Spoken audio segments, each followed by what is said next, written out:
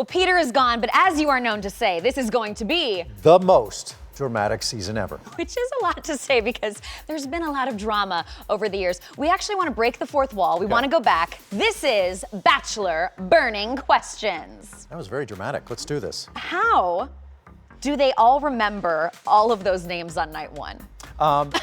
It's interesting you ask because they say, oh, do they have an IFB in, an earpiece is what that is, or written on the roses? And no, we actually will stop so they can memorize the names themselves because we have always wanted them to make the list themselves and say it themselves. We don't want to be prompting them in any way. Do you remember all the names on night one? Absolutely not. I barely remember my own name at the end of night one. No, there's 30 women. That's a lot. As you're watching the premiere, are they unfamiliar? Yes, we're watching the premiere and some of them are leaving and I'm thinking, there's no way that woman was on the show.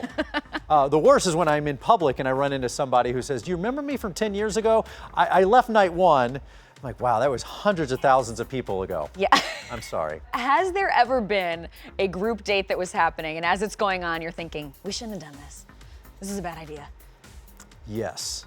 Which one was it? I won't name the date, but I will say it was actually Bachelor Pad. Oh. Yeah.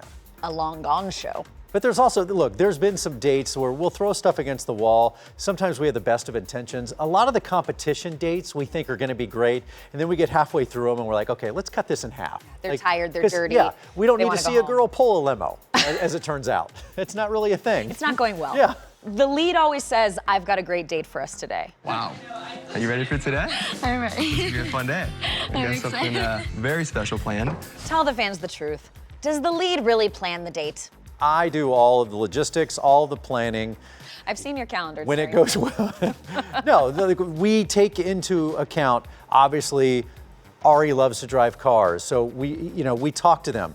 Peter, pilot. Is he into planes? We're gonna go, yeah, exactly. So, and it's a big part of his life, and so obviously that is gonna blend into the show seamlessly as much as we can.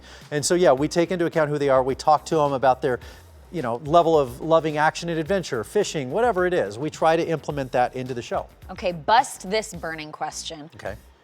On the 2-on-1s, is the lead really picking that second person? Because we've always got someone who's got a good level of interest from the lead, and then we've got a horribly dramatic person. It depends. It really depends season to season of what we need and what they need.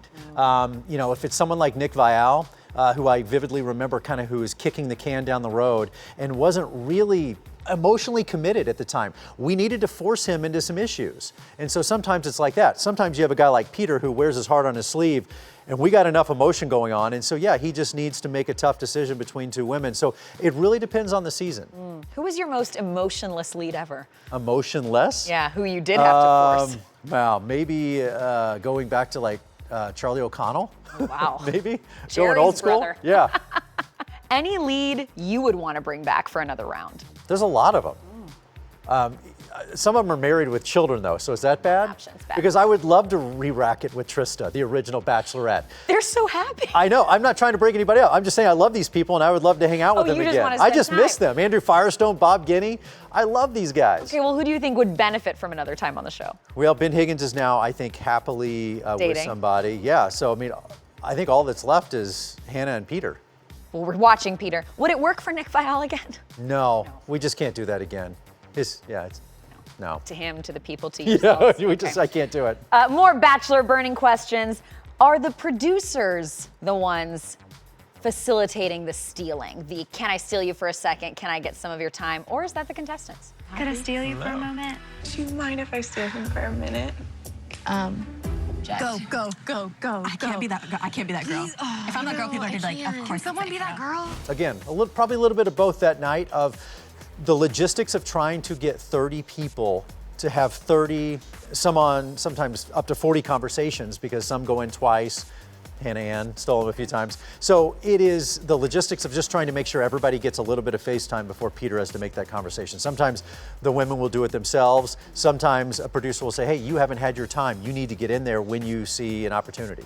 You guys are making a hit TV show here. The ratings for the premiere are insane. So be honest, do the producers ever suggest lines? Like, hey, it'd be great if you said this right now. Oh, to Peter, we do all the time. Part of the fun is, and I'm guilty of that myself, of look, we're shooting all night, we're having a good time, especially when the show, there's tongue-in-cheek parts of the show. And that's what I think Bachelor Nation really appreciates and they understand. And then there's the parts that are really serious and steeped in sincerity. But like the arrivals, when people are showing up in windmills and suitcases and all that, yeah, I'll throw some lines out every now and then, just to, you know, some one-liners. You know I got the dad jokes. I like to share. So many dad jokes. So many. Too many dad jokes. Never enough. Just retire some of those. The limo entrances, do you guys come up with those? Again, I hate to say this, but it's working with these women. They get to LA, we start talking to them about what are they into? Their hobbies, yeah. Do you ride horses? Do you fly planes? Do you whatever? Is there something funny that you would like to talk about or whatever? Because you can't just have, 30 people getting out going, hi, my name's Lauren. And so there are a lot of Laurens. A lot of Hannahs, a lot of Laurens, and so we do try to mix it up. All right, some behind the fourth wall questions as well. What is the weirdest place that there are microphones? That's simple. There are none. What? There's no hidden microphones anywhere. We all think there are mics in plants and corners and behind mirrors all over the mansion. We are very, it's not a gotcha show. It's not a hidden camera show, which is interesting. We've had scandals in the past where people say, you guys are filming 24/7. How do you not have that on TV? We don't. It's not to use a CBS show, it's not a Big Brother type of thing where we're filming everything. We know what we're going to use, and we really do shoot specific things. We don't have hidden cameras hanging in the ceilings, and we tell people if you are in a bathroom or whatever, you're off mic. So there's a lot of times when they're not even on mic. I've wondered, because they all have their bedrooms in the mansion, and they've said in interviews before, we were talking at night, and I'm like, well, where's that footage? I want to hear that conversation. We won't shoot that. We do give you a lot of alone time if you need that personal space. How do they put the mics on them with all that hot tub and they do? It's just incredibly waterproof. The audio department is amazing, and it truly are. By the way, to hide a microphone, as you probably know, when you're wearing a very skimpy, tight dress, and where that has to go and to not be seen it's not easy. Where is it in the hot tub? Well, typically we will use a boom, okay. So there will be an audio, holding there because you can't have the microphones underwater. Let's talk about the fantasy suites. You got to be safe. We know Peter believes in safety. We found a condom in the console of his multiple car. women brought him condoms on night one. Multiple women brought Peter condoms on the One premiere. woman brought him multiple condoms. How many condoms are in the fantasy suites for them? As many as are needed. Wow. Someone on standby, ready to procure more? And I think with Peter, we had to up our game, knowing what we had going in. We had to at least have half a dozen, because if we know four is on the table, 4 times. So you got to be safer than that. Got to raise the bar. Yeah, so we had to be safe with him. Wow. So is there a producer standing by in fantasy suites in case they got to make a run to a? Sadly, also my job. You're going to the Walgreens. Yeah, Harrison, another run. You're running to the store. Okay. And he's gonna need some Gatorade too. All right. Here at ET, we have the vault, where we can go back in time and pull some amazing original moments with people. Chris Harrison, back in 2002, in the middle of shooting season 1 of The Bachelor. Right. This is when we first met you. Ready when you are. Ready. Chris, I'm always interested in how, and you look at me right. Quiet on the set.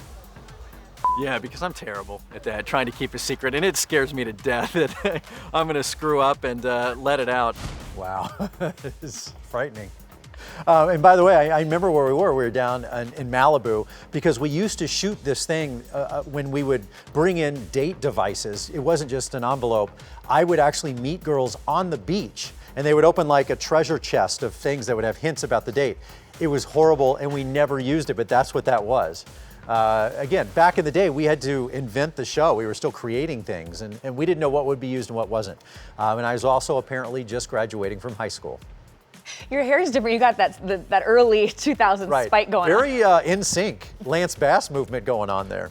Have you and Lance ever discussed your similar hairstyles? we haven't, but Next time you see apparently him. we were one and the same. Yeah. Are you thinking about bringing that back? No. It's 2020 now. But I did start shaving after that. Wow. For the first time. Yeah, for the first time. You say in there, I'm bad at keeping a secret. Yeah. And how many seasons later, you have to keep the secret? Now I'm stunningly good at it. How'd you get good at it? I don't know if I should tell you this. Oh. Wait a minute. Wait. I wear my heart on the sleeve, and I'm always honest. You know what's really tough, honestly, is when they start overlapping and say the Bachelorette will be done and we're into the next season, and I forget what I'm promoting, what I have to keep a secret, what I can start revealing, and where we are in the season as opposed to shooting the new season. And so that's where I start to get confused. Did you learn some tricks over the years, things you say to try to avoid spoiling anything? No, and I have my biggest gaffe, and I think I caught myself. I was on the Ellen show, and I revealed something to Ellen DeGeneres in front of the studio audience and everybody. I quickly caught it and tried to cover it up, but I was sweating bullets, and I was kind of looking around with a smile on my face thinking, I think I just ruined the end of the show. What was it? I can't remember. I don't even remember what season. I vividly remember thinking, oh my gosh, I have just lost my job. Wow, was that a while ago? It was Whose a season while ago. was it? It was a while. No, it was probably 8 years ago. I don't even remember. Wow. Yeah. Well, you're still here. I know. Still kicking. I love the sweater and the t-shirt look. I mean, Killing it. What year is that? It was 2000. So that would have been January 2002 is when that was. did you, in the very beginning, did you say, this is the final rose, and will you accept this rose? Hannah, gentlemen, this is the final rose tonight. When you're ready. That all came around, I would think, in season 1. I need to honestly go back and see, but the things that people laugh at now, we did have to invent. And the creator of the show, Mike Fleiss, he had this theory about creating things that I would say. And back then, I really was just more of a host, less of a confidant, friend, and therapist, because I had to earn those stripes along the way. And he would come up with lines that I would say over and over until someone would get so angry that Entertainment Tonight would report on it or someone would write an article. He wanted to make things annoying just so we would get press, because the show was so new, and now it's literally going to be on my tombstone. On your tombstone, yeah, Yes. yeah. Take a moment, say your goodbyes. The most dramatic life ever. Yes, it has been. Well, I'm gonna say it, this is going to be the most dramatic season ever, and Bachelor fans, all season, ET is going to be your home for the best Bachelor episode recap there is. Grab your wine glass and join me every Tuesday for Roses and Rosé. We're gonna have a lot of fun talking about the big moments from the episodes. I'm a big fan. I love you're finally doing this on The Big Show. Thank you. Maybe we'll have to have you on.